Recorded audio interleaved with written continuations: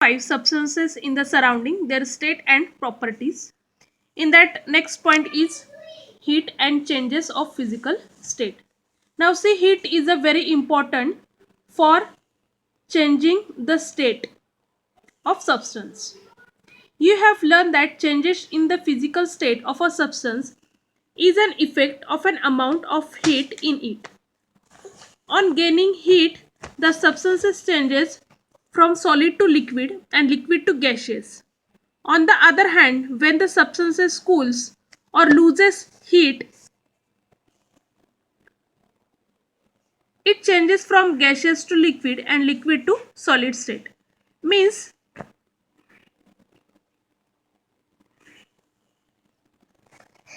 for water, we give heat, then that water converts into water vapors. And if we loses or we cooling water vapors, that water vapors again converted into liquid, means in water solid means ice.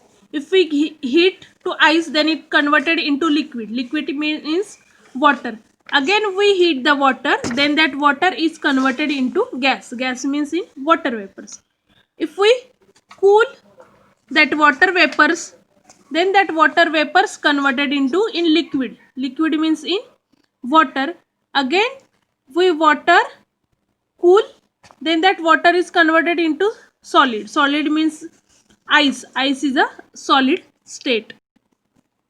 Means heat is important for changing the physical state. Now next point is the temperature and the thermometer. When a substance get heat, it becomes warm and then hot. We put our hand or fingers in the water to judge how hot it is. But that is not an accurate measure.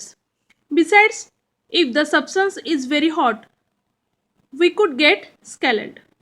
Means, for best example is bathing water.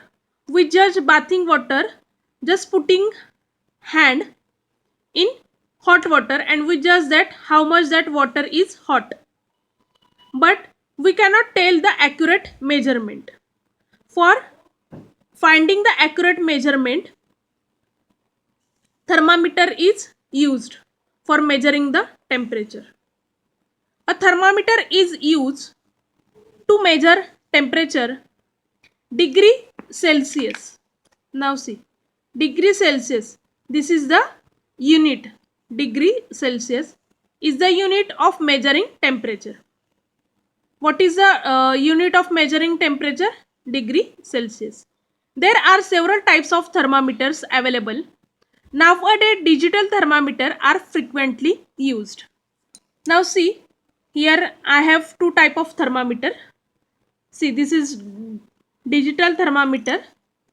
See, I have also this digital thermometer. You just press this button, then thermometer automatically start. And this is one more type of thermometer. You can see.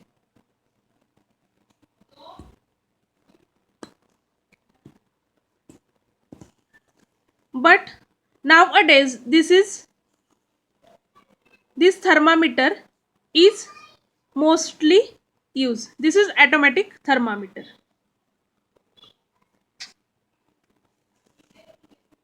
See, in this diagram here red color is shown, mercury. You also observe here for this thermometer, this is mercury, and here measurements are given. Here Faraday and here degree Celsius. See, in your diagram also they are showing these measurements.